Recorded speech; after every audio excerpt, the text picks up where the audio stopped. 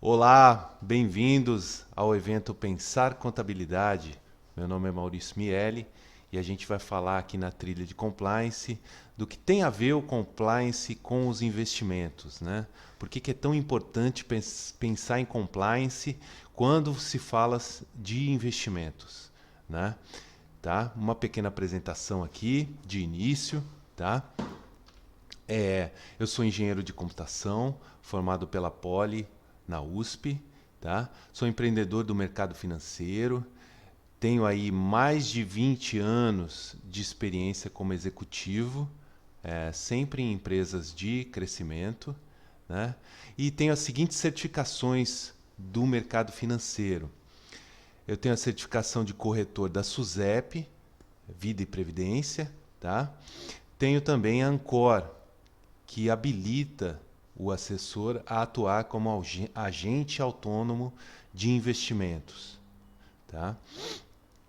O que faz um assessor de investimentos? É uma dúvida grande aí de muitas pessoas e eu sempre tenho que explicar a nossa função, né?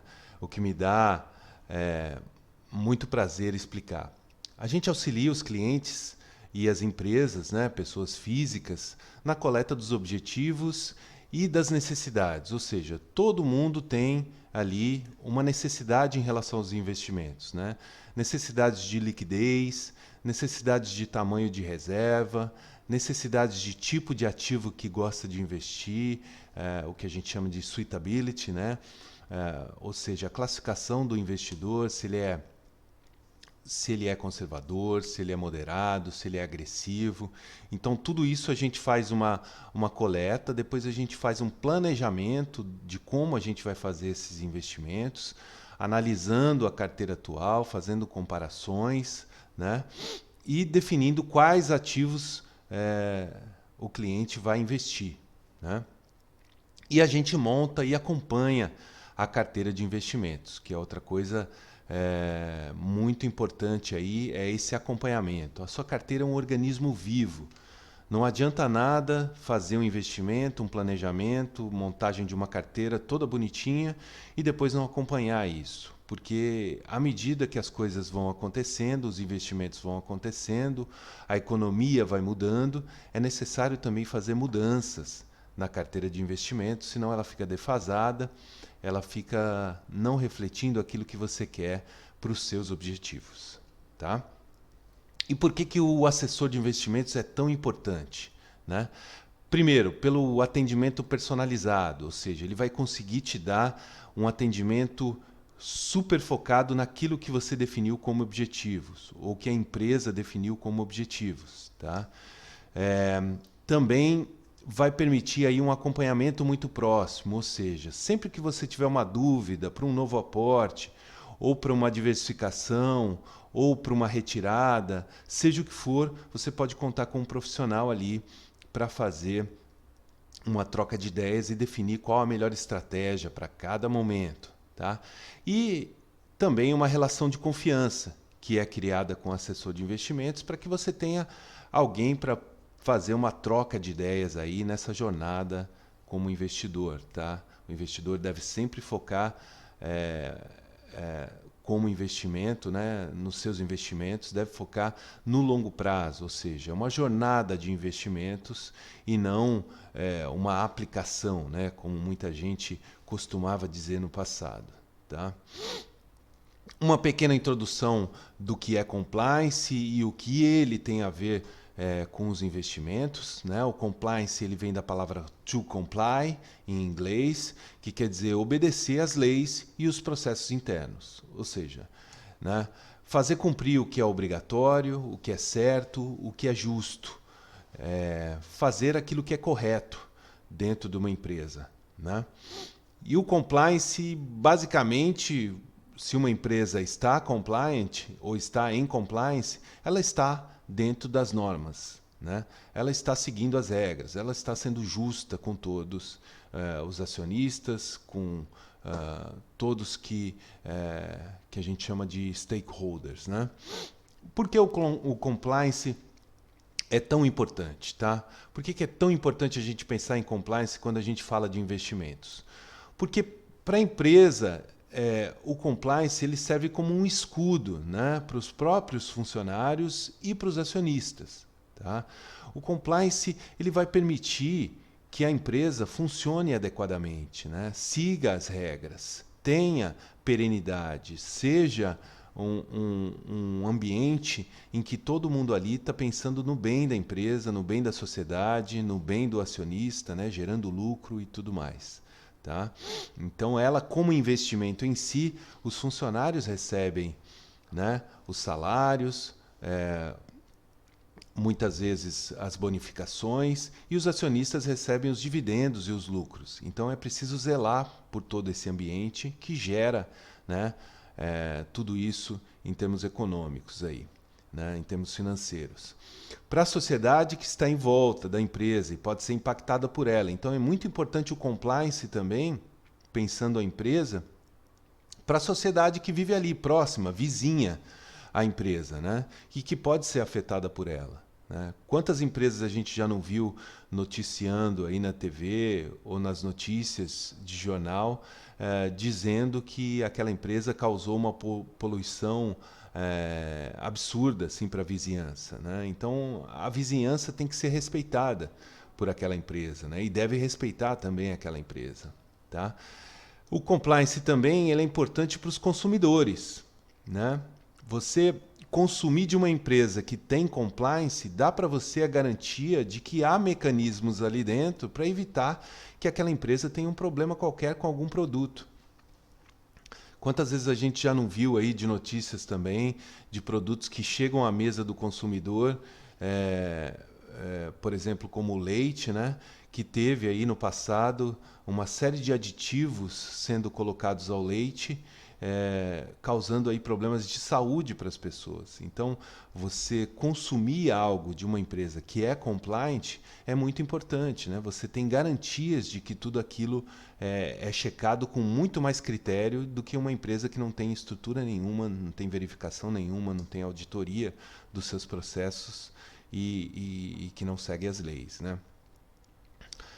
Para o meio ambiente também é muito importante, pois a empresa se utiliza, né, do meio ambiente, ela se utiliza do meio, muitas vezes até de forma um pouco até agressiva, e ela precisa repor, né, esse meio ambiente que ela agride.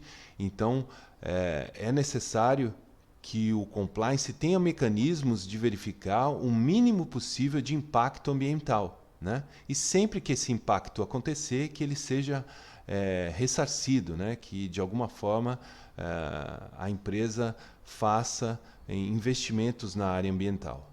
Tá? E para ter reciprocidade também em seus investimentos internos. Toda empresa investe, seja fazendo projetos internos, seja comprando os ativos do mercado financeiro, outras empresas, né, comprando outras empresas, comprando títulos de renda fixa, comprando CDBs, comprando fundos de investimento. Então, a própria empresa ela investe em projetos internos, mas ela também se utiliza do mercado financeiro para fazer investimentos com seu caixa. Né? E é muito importante que, quando ela faz isso, ela também faça de uma maneira consciente, utilizando de preferência empresas que tenham aí bastante rigidez na parte de compliance. Tá? Bom, então esse desenho ele dá um resumo aí, né, do mercado financeiro, dos tipos de produto que a gente tem para investimento, ações, debêntures, títulos públicos, títulos privados de dívida e tudo mais. E as pessoas e as empresas se utilizam desses produtos para fazer os investimentos. Né?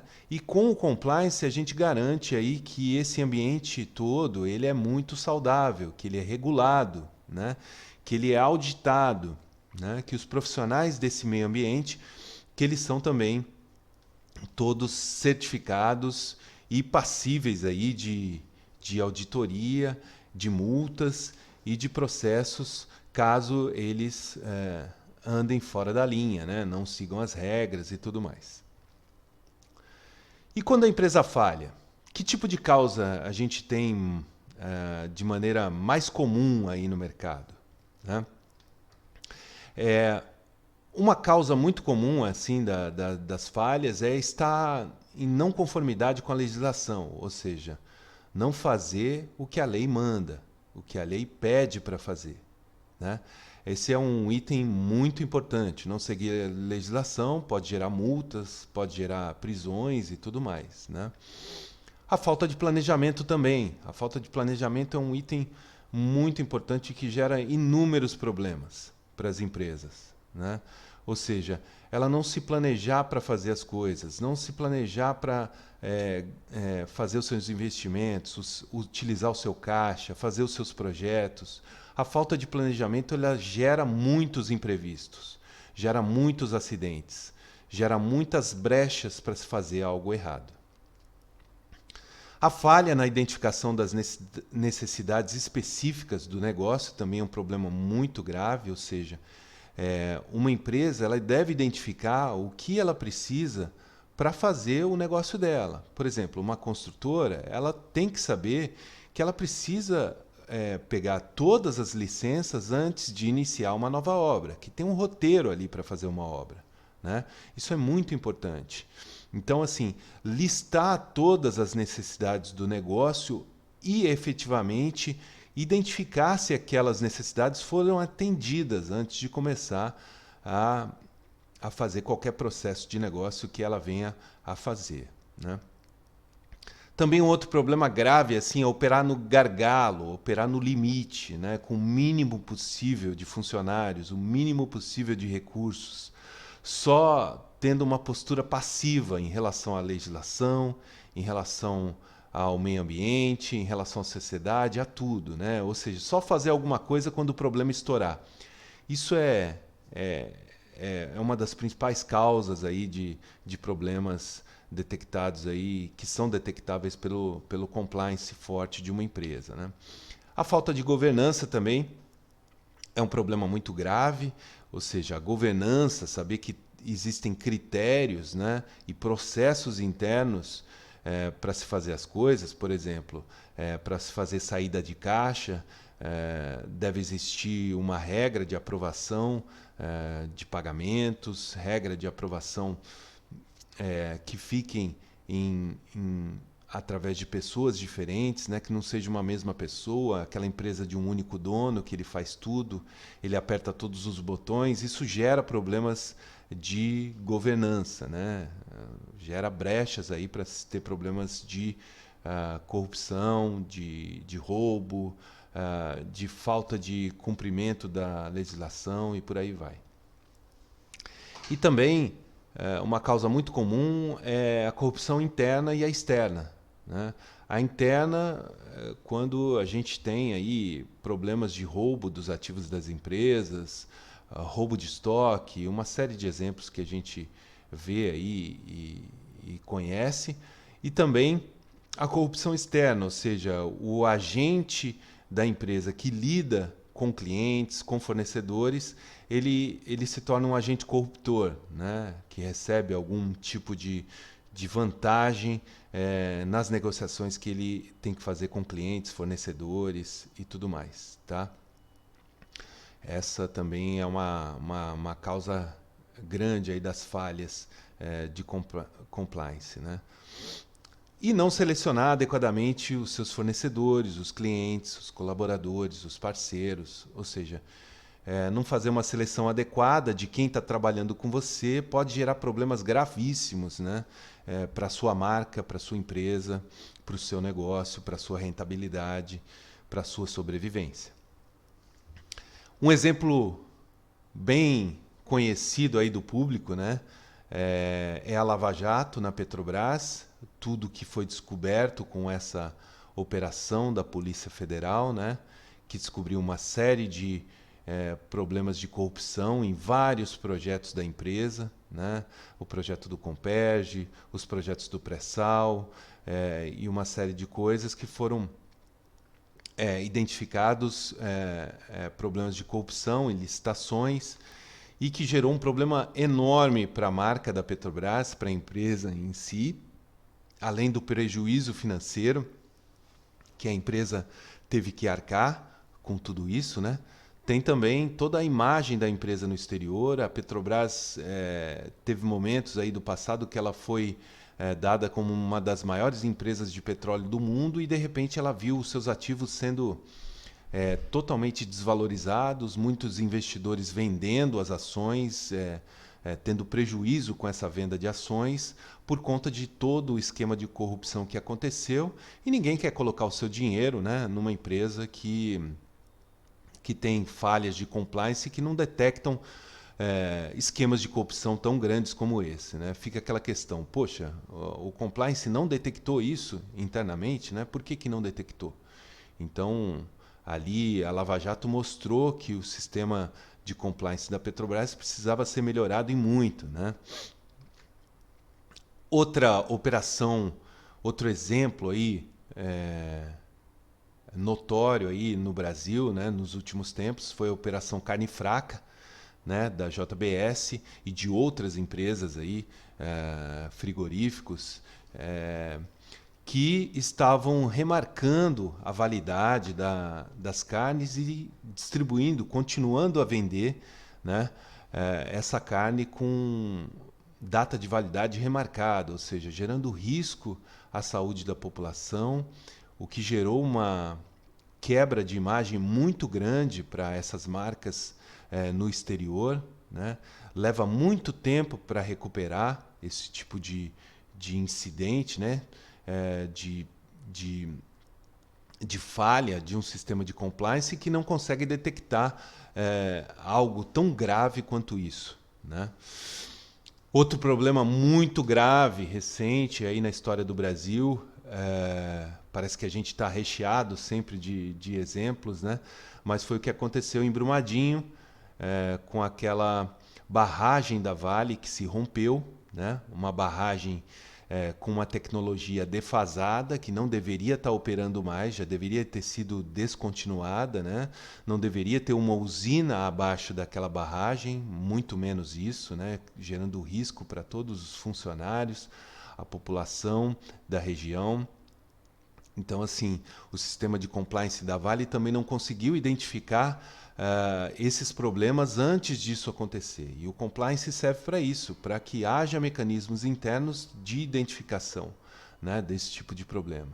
Então, isso causou danos extremos aí à Vale, à marca, à região, né, prejuízos incomensuráveis, assim, para muitas famílias e funcionários. A perda foi absurda, né? Uma perda de vidas aí que não se consegue recuperar, né? Então é uma coisa que deve ser levada muito a sério aí, essa questão não só pela Vale, mas pelo país também, né? Porque o país deve ter mecanismos de verificação dessas barragens. Não é possível que a população toda fique refém de tecnologias antigas e corra o risco da gente ter esse tipo de acidente novamente no país, né? Um exemplo aí mais recente, né, com o IRB Brasil Resseguros, uma empresa da área de seguros no Brasil, né?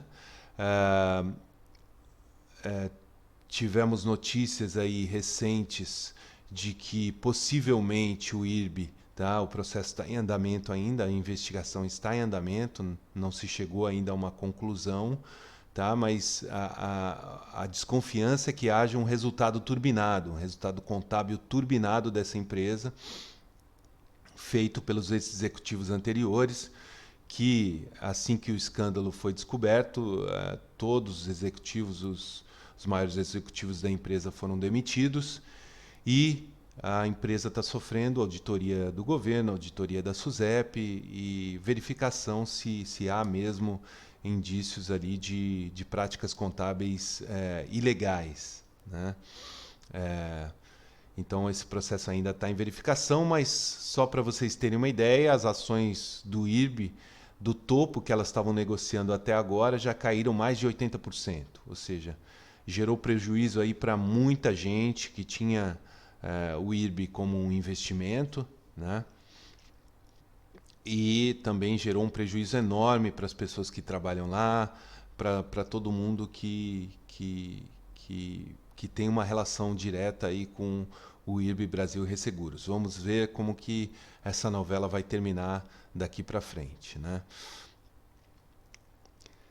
Então, quais são os agentes reguladores do mercado financeiro para garantir que o sistema funcione de uma maneira adequada, que tudo funcione de uma maneira harmônica, segura e que tenha a maior segurança possível, né, na parte do mercado financeiro? Então a gente tem aqui o Banco Central. O Banco Central ele regula os bancos brasileiros, né? Ele faz também toda a emissão de moeda. A CVM, que faz um papel que é a Comissão de Valores Imobiliários, né? Ela faz um papel de fiscalização do mercado de valores imobiliários, ações, opções, fundos imobiliários, né? Fiscalizando aí todas as corretoras de valores e as distribuidoras de valores também, tá? A gente tem também o Tesouro Nacional, que é quem emite os títulos públicos brasileiros, né? A gente tem também a B3, que é a Bolsa Brasileira, né? Onde se negociam no dia a dia as ações, opções e os valores imobiliários em geral. A Anbima, que é responsável pela fiscalização da indústria de fundos de investimentos no país, tá?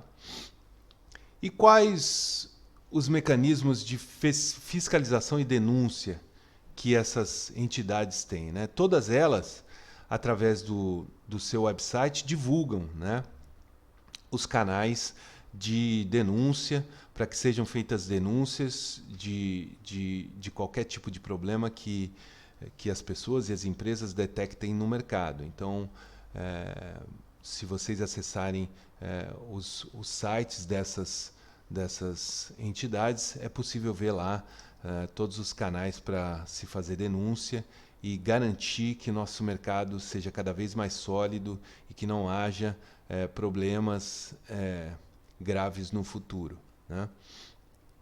Isso garante também a rigidez do sistema. Se os problemas acontecerem, é lógico que a gente não vai ter zero problemas no futuro, mas eles acontecendo, a gente tem meios de aperfeiçoar as regras e ir cada vez mais tendo maturidade no mercado financeiro, tá bom?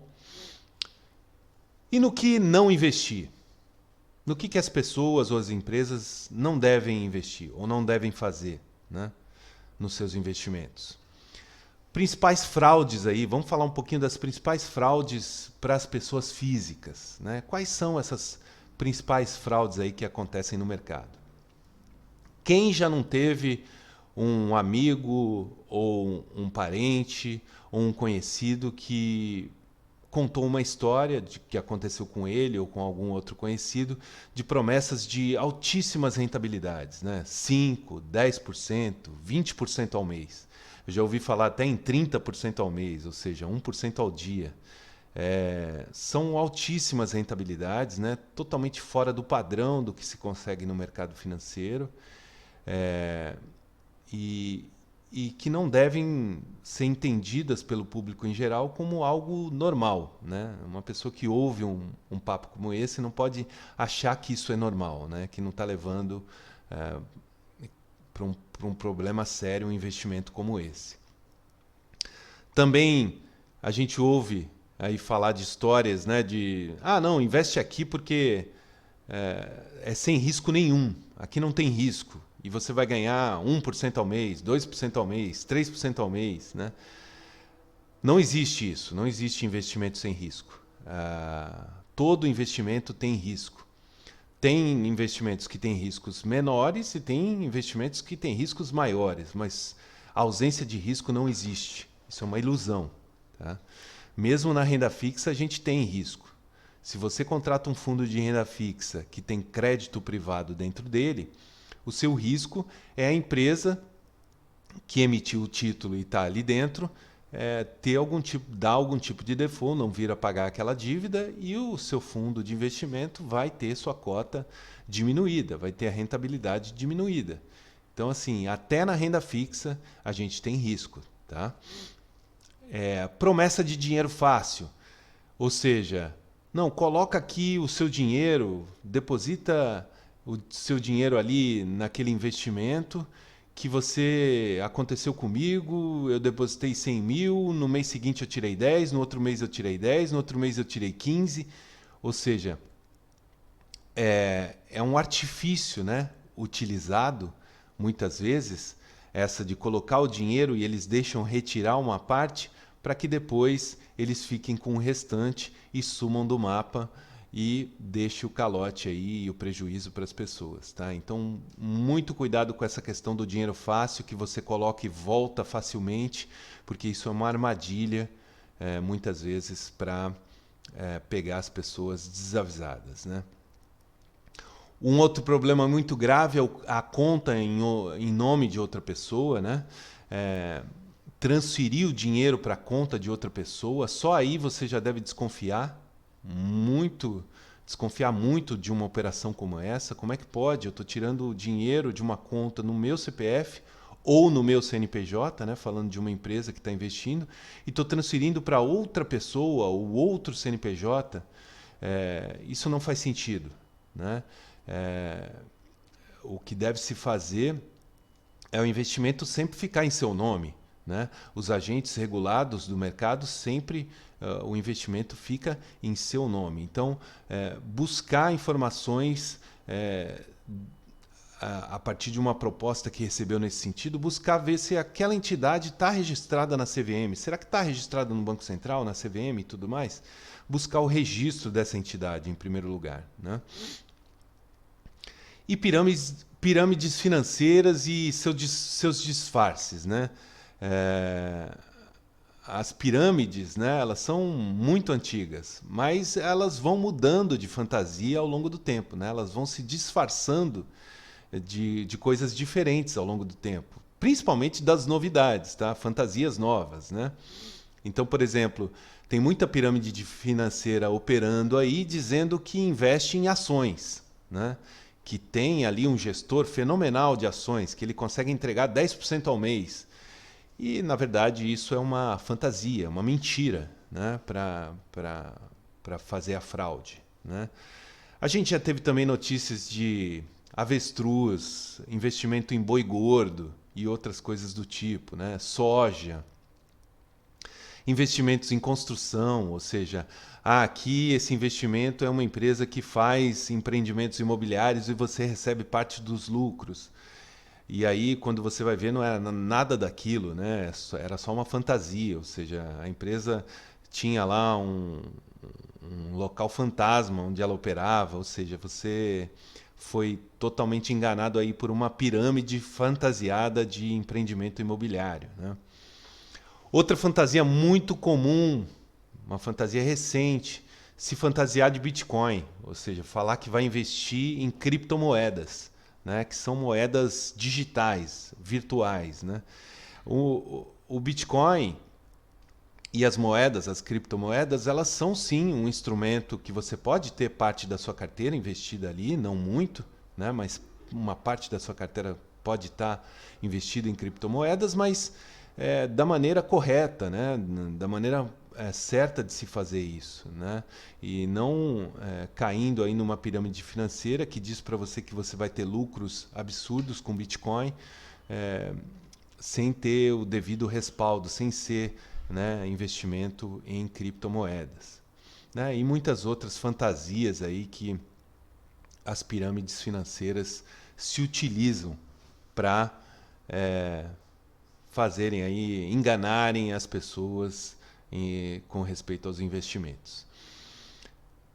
As principais fraudes para empresas também, né, são olhando aí a empresa em si, né, dentro dela, como que ela pode cometer fraudes e ter problemas de compliance, né? Fazer registros sem comprovação, ter práticas contábeis irregulares. A gente viu vários exemplos aí de empresas, né, que com práticas não só contábeis, mas em relação ao meio ambiente, em relação aos projetos, em relação à governança interna, em relação às licitações, acabam tendo problemas de compliance dentro da sua estrutura, né? Apropriação indébita de ativos e a falsificação de registros, né? Tudo isso dentro de uma empresa pode gerar grandes problemas e se você detecta que uma empresa tem cheiro disso, saia fora, não invista seu dinheiro nessa empresa. O efeito do medo excessivo nos investimentos, né? Então, um problema de compliance, né, ele gera um medo excessivo nas pessoas, né?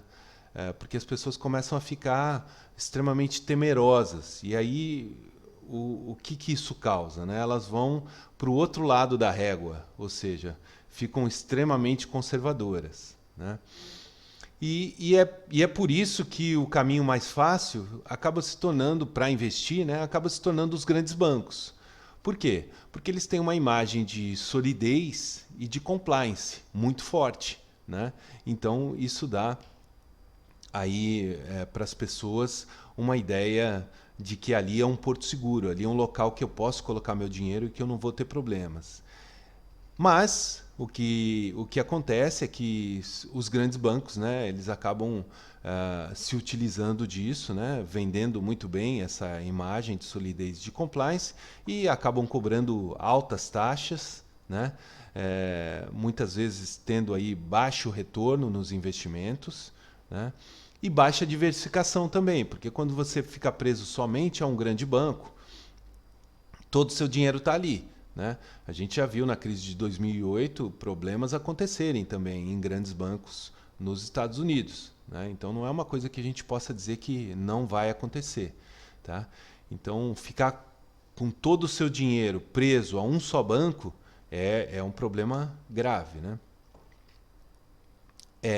E aí o conselho que a gente dá é assim, nem 8 nem 80. Né? E por que vocês devem, as pessoas devem avaliar as plataformas como a XP como uma possibilidade boa de investimentos? Né?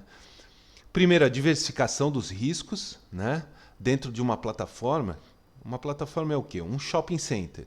É um local onde você pode comprar ativos financeiros, fundos de investimento, CDBs de diversos emissores diferentes, diversos bancos diferentes. Né?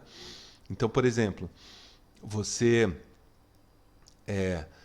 consegue comprar CDBs de vários bancos e garantir ali, em cada um deles, até R$ 250 mil, ter a garantia do fundo garantidor de crédito. Né? É uma diversificação maior que você consegue numa plataforma. Tá? Você consegue, com uma única conta, ter acesso a todos esses ativos, né? Ou seja, com uma única conta você entra naquele shopping e você tem acesso a diversos bancos, a diversos fundos de investimento, gestores diferentes e tudo mais.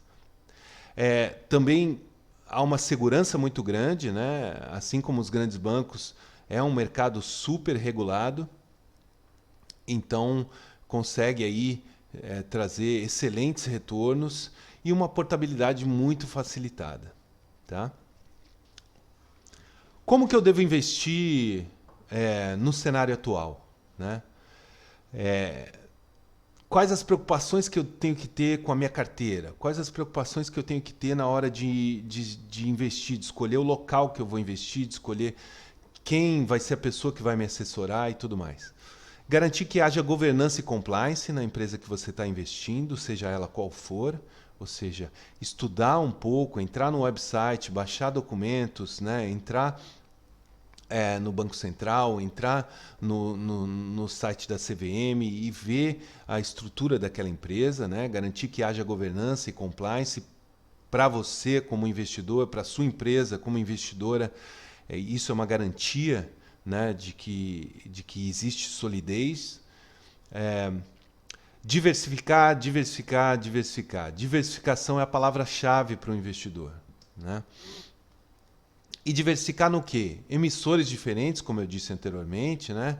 Ou seja, não comprar CDBs de um só banco, não investir em fundos de um só banco ou de um só gestor, ou seja, procurar emissores diferentes, classes de ativos diferentes, ou seja,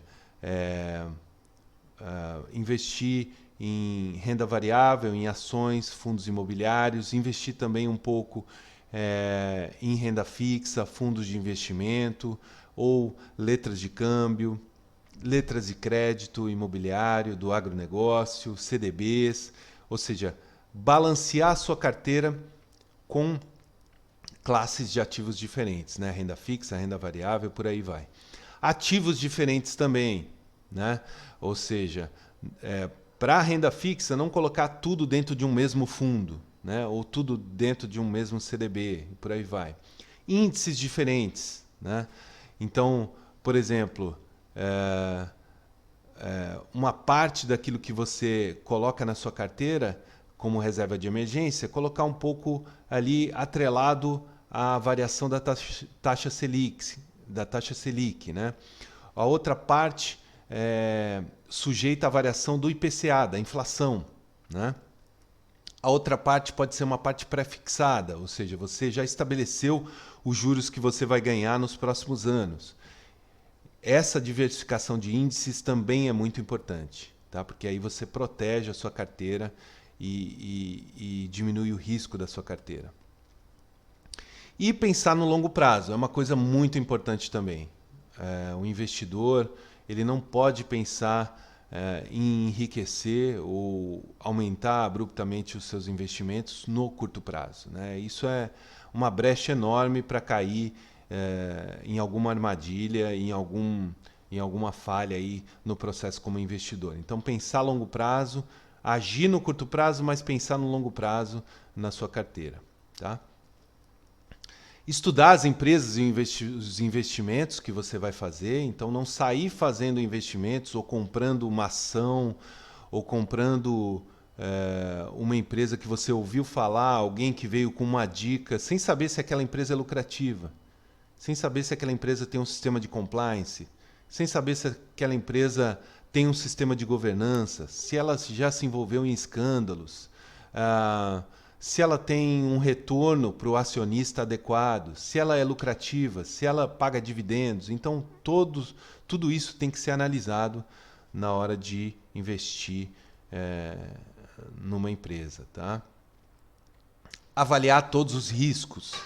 Isso é muito importante, tá? Que tipo de risco eu estou exposto naquela classe de ativo, né? Por exemplo, na renda fixa você pode ter veículos em que você está 100% atrelado ao risco do título público, que são os, para a renda fixa, né, os títulos mais seguros que existem no país. É muito pouco provável que o governo brasileiro, que emitiu ali um título público, né, ele não pague aquilo para a pessoa que emitiu aquele título, né, na hora de resgatar o investimento. Tá? Para o governo é muito mais fácil ele ir lá, imprimir o papel moeda e pagar. Né?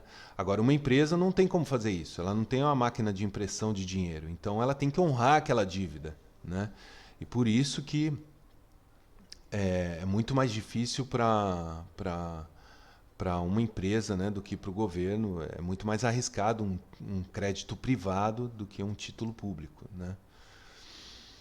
Estabelecer uma relação de confiança com o assessor. A confiança é muito importante, tá? Nos investimentos, é um critério muito importante que deve se levar em conta aí. Quais são as características mais importantes de um assessor? Tá? O que você deve buscar aí na assessoria como mais importante na sua relação com ele? A formação técnica deve ser um critério muito forte, ou seja, se aquela pessoa é muito capacitada, né? Veja se aquela pessoa se atualiza, se ela faz novos cursos, se ela faz novas certificações ao longo do tempo, né? Hoje a gente tem uma rede aí, o LinkedIn, dá para conhecer a vida de todo mundo, então isso é muito importante, essa capacitação técnica, né? O conhecimento, né, dessa pessoa, se ela amplia o rol de conhecimentos dela, não fica só atrelado ao conhecimento dos produtos, mas sim amplia também com conhecimentos diversos, leitura e tudo mais. Se tem o seu perfil, ou seja, não adianta nada você querer contar com um assessor que tem um perfil completamente diferente do seu. Um perfil focado no curto prazo, enquanto você tem um perfil mais de longo prazo. Um perfil focado aí em, por exemplo, em renda fixa, enquanto você quer investir em renda variável, em ações, e não consegue ter o suporte, não consegue ter as explicações que você precisa para avançar como investidor em renda variável, tá? Uma outra coisa muito importante no assessor, verificar se ele tem processos de investimento, né? Ou seja, se ele segue uma cartilha, se ele segue um passo a passo junto com você para fazer os investimentos, desde a fase de planejamento, planejar os investimentos, coletar, né, os seus objetivos e aquilo que você tem como necessidade, para ir só depois partir para a montagem de uma carteira se adequando ao seu perfil, né? Então, verificar isso, se ele segue um processo, é muito importante. Se ele tem uma postura profissional, se ele te atende sempre que você precisa, se ele está ao seu lado sempre que você precisa fazer um novo aporte ou precisa fazer uma retirada, se ele está ali indicando para você, né, qual que seria a melhor maneira de fazer aquela operação, né? E também se ele tem muita ética, né? Se ele tem ética, se ele é uma pessoa que não te pede senha, se ele é uma pessoa que não te pede nenhum pagamento por fora, afinal ele é remunerado somente pela corretora e não pelo cliente, né? O cliente na XP ele tem a assessoria gratuita, então isso é muito importante. O sigilo também é muito importante, ou seja, se o seu assessor mantém tudo que ele conversa com você em sigilo absoluto, não comentando nada com ninguém, não deixando documentos seus disponíveis para que outras pessoas tenham acesso. Isso é muito importante, tá? A parte do sigilo. E por que a XP, né? Por que você deveria escolher a XP como sua casa para investimentos, né? Se você é uma empresa, a XP tem uma área específica para empresas, a XP Empresas. E lá a gente tem também carteiras de investimento específicas montadas para empresas, tá? A gente tem a possibilidade de fazer empréstimos para empresas, tá? Então essa é uma parte muito importante aí na relação com a área financeira da empresa, né? Tem a possibilidade também de fazer câmbio, ou seja, quem precisa fazer remessas ou trabalha muito com importação, exportação, pode contar com a XP aí para a parte de câmbio, tá? E para as pessoas físicas, né, a XP tem todo mês as carteiras recomendadas, ou seja, quando a gente faz a revisão de carteira, a gente também avalia se é necessária alguma mudança para o investidor. Temos a opção de mais de 400 fundos de investimento, dos mais diversos emissores, dos melhores gestores do país. Estão com seus fundos disponíveis na XP. Como eu disse anteriormente, né? Um shopping de investimentos. Aqui você tem acesso com uma conta só a essa gama enorme de possibilidades. E o assessor vai te ajudar a escolher dentro dessa gama enorme aqueles que são ainda os de melhor desempenho em cada uma das categorias, tá? Para montar uma carteira de forma mais eficiente possível para você. Mais de 100 fundos de previdência, PGBL e VGBL. Essa é uma coisa também muito importante, tá?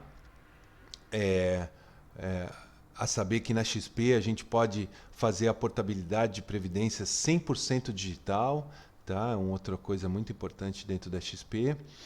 Operações estruturadas, que a gente pode fazer na mesa, compra de ações, fundos imobiliários e operações estruturadas.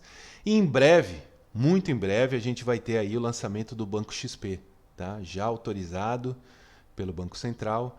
A XP em breve também vai operar como banco, facilitando ainda mais a vida do cliente, de forma que ele possa aí ter também uma conta corrente na XP, um cartão, e possa fazer suas transações bancárias dentro da própria XP, tá bom? Então aí eu convido a todos vocês a abrirem sua conta, para quem não tem conta ainda, abrir sua conta de forma gratuita, né, com assessoria gratuita na XP. A XP também não cobra pela abertura da conta e não cobra pela manutenção da conta na XP. Tá?